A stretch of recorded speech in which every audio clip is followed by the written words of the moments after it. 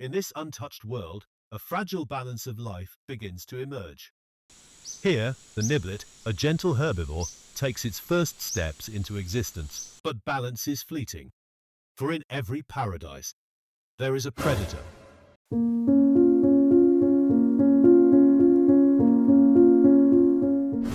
Please subscribe.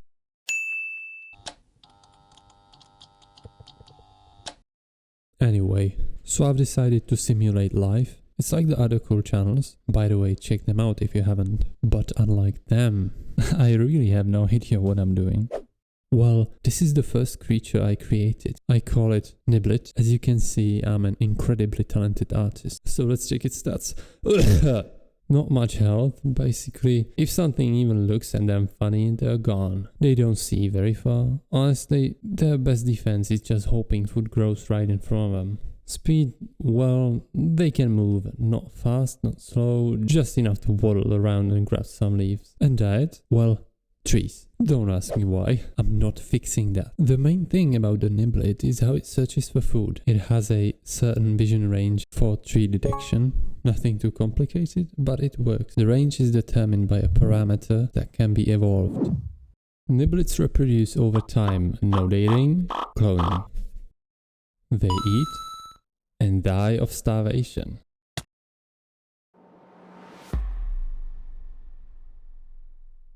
Oh, I almost forgot the most important thing. Evolution here is all about two numbers, speed and vision. That's it. And of course, we'll also watch how many Nibblits survive. So on the graphs, it's always these three: speed, vision, and the body count.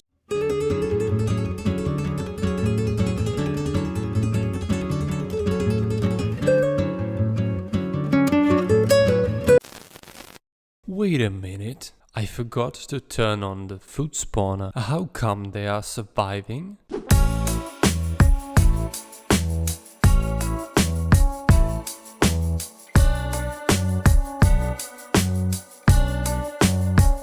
Finally fixed it. Let's try again. Let's start off with 10 Nibblits. I hope they'll survive longer than 5 minutes.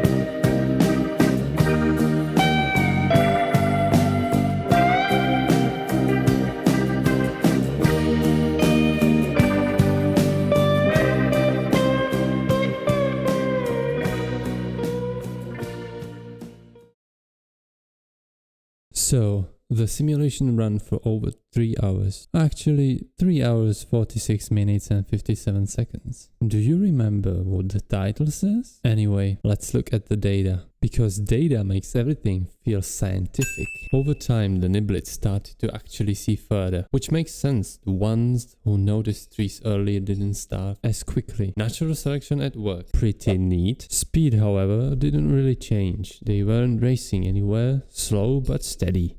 Mostly slow. Population started decent but slowly declined. No mass extinction, just fewer Nibblits. Like a party that everyone is quietly leaving. Nibblits had it way too good. They eat, they multiply, they vibe, but nature doesn't like things that are too easy. Which is why the predator.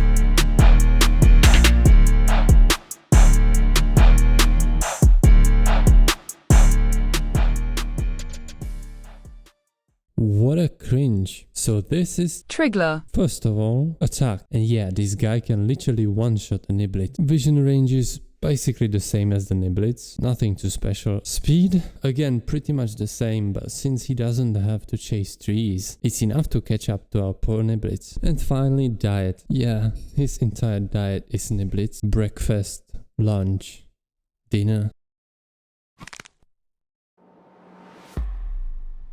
Alright, time for simulation number 2. This time we start with 5 Triglors and 10 poor Nibblits. Yeah, this is not going to end well.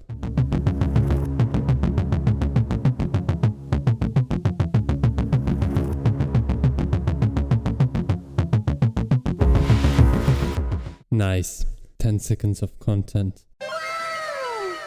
Amazing.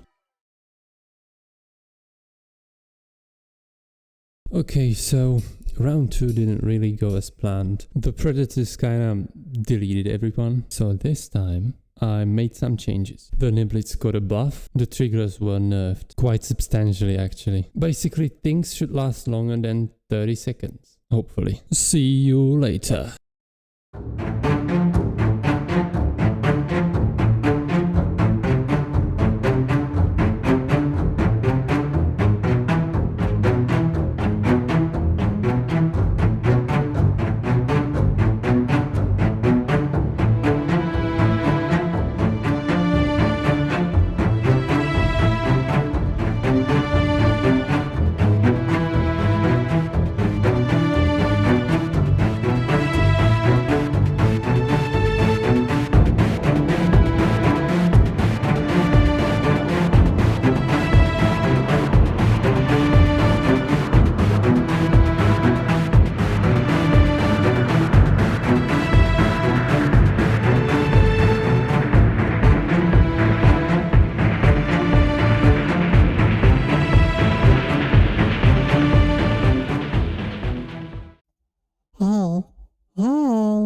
What? subscribe. What the hell? So here's the Nibblits. Their vision started strong, then crashed and later slowly recovered. Speed basically didn't change at all, and the population peaked around 130 before slowly dropping all the way to 0. Meanwhile, the Triglors barely evolved. Vision and speed stayed the same, mostly because there were too few of them to actually adapt. The population grew slowly at first, but then crashed right after the Nibblits started disappearing. And here's the full picture. When the Nibblit numbers began to fall, the Triglors followed soon after. Basically no prey, no predators. The whole ecosystem collapsed. So yeah, it turns out life doesn't always find a way. Sometimes it just deletes itself. But don't worry, I'm not done yet. And who knows, maybe next time Nibblits will learn a brand new trick. But for now, if you want to see the Nibblits survive another day, you should probably subscribe. Also, apparently YouTube likes it when you leave a comment, so do that. Write literally anything, the word Nibblit or just smash your keyboard. So I'll see you guys in the next video.